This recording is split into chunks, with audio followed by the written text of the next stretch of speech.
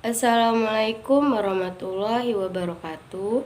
Nama saya Rina Sanjaya. Di sini saya akan mempresentasikan tentang makna hakikat sesuatu menurut filsafat.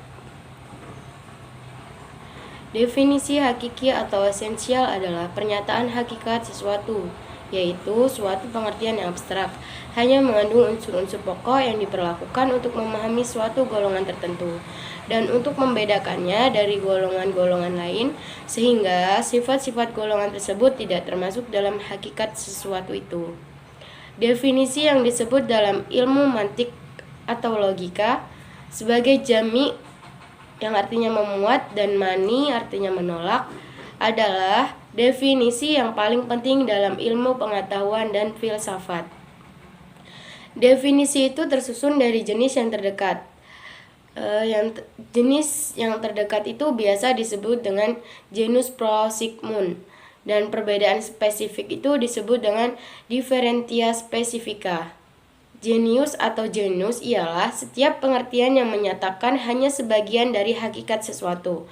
Artinya, pengertian tersebut belum menyatakan hakikat sesuatu itu seutuh-utuhnya.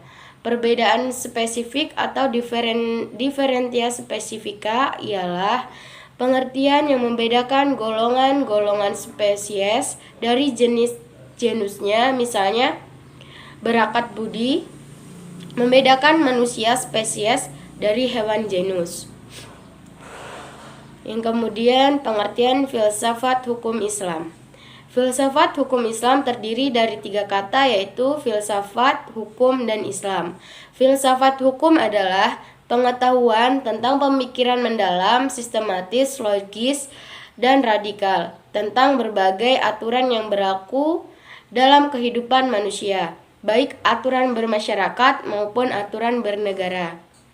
Hukum adalah peraturan-peraturan tentang perbuatan dan tingkah laku manusia dalam lalu lintas hidup. Secara ringkat, hukum berarti ketetapan. Adapun pengertian filsafat hukum Islam adalah kajian filosofis tentang hakikat manusia, tentang hakikat hukum Islam, sumber asal muasal hukum Islam dan prinsip penetapannya, serta manfaat hukum Islam bagi kehidupan masyarakat yang melaksanakannya. Dengan demikian, yang dimaksud dengan filsafat hukum Islam adalah setiap kaidah, asas atau mabda, aturan-aturan pengendalian masyarakat pemeluk agama Islam. Kaidah-kaidah itu dapat berupa Al-Quran, hadis, pendapat sahabat dan tabi'in, ijma ulama, fatwa lembaga keagamaan. Filsafat hukum Islam diartikan pula dengan istilah hikmat atas syari. Dan yang berikutnya faktor yang menjadi ciri filsafat hukum Islam. Yang pertama itu ada wacana atau argumentasi, menandakan bahwa filsafat memiliki kegiatan berupa pembicaraan yang mengandalkan pada pemikiran rasio tanpa verifikasi uji empiris atau perbincangan dengan menutup mata. Kebenaran filosofis tidak memerlukan pembuktian atau tidak perlu didasari bukti kebenaran, baik melalui eksperimentasi maupun pencarian data lapangan.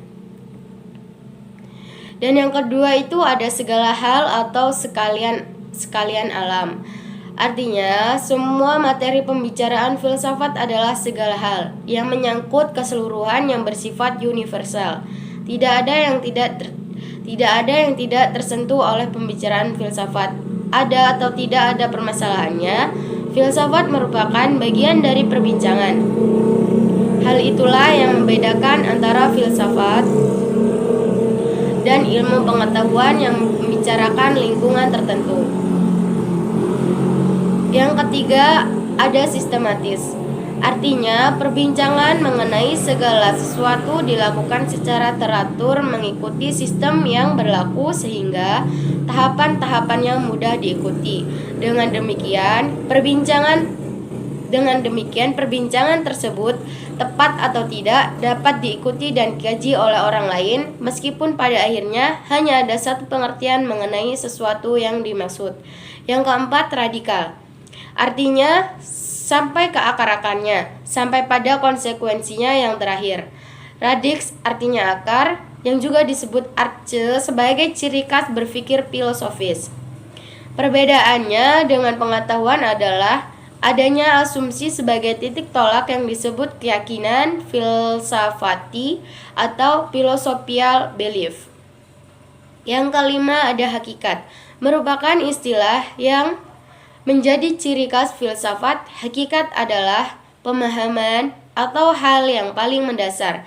Jadi, filsafat tidak hanya berbicara tentang wujud atau materi, sebagaimana ilmu pengetahuan, tapi berbicara makna yang hakikat terdapat di belakangnya. Dalam filsafat, hakikat tersebut sebagai akibat dari berpikir radikal.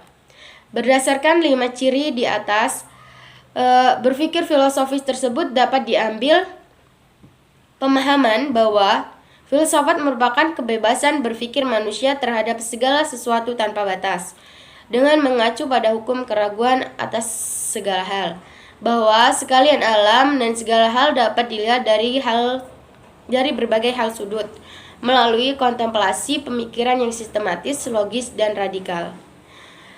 Dan yang terakhir, ada segala hal yang difikirkan oleh filsuf berkaitan dengan hal berikut. Yang pertama, berhubungan dengan sesuatu yang bersifat metafisik yang tidak dapat dilihat. Yang kedua, berhubungan dengan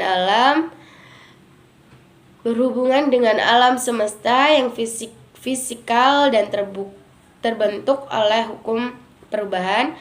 Yang ketiga, segala sesuatu yang rasional dan irasional. Yang keempat, semua yang bersifat natural dan supranatural. Yang kelima, berhubungan dengan akal, rasa, pikiran, intuisi, dan persepsi. Yang keenam, sehubungan dengan hakikat yang terbatas dan tidak terbatas. Yang ketujuh, berhubungan dengan teori pengetahuan pada semua keberadaan pengetahuannya, manusia yang objektif maupun yang subjektif. Yang kedelapan, ada berhubungan dengan fungsi dan manfaat segala sesuatu yang didambakan manusia atas dihindarinya.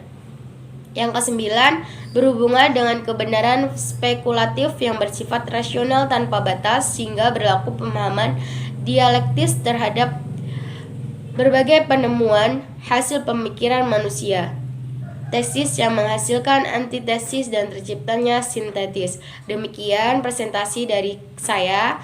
Saya akhiri. Wassalamualaikum warahmatullahi wabarakatuh.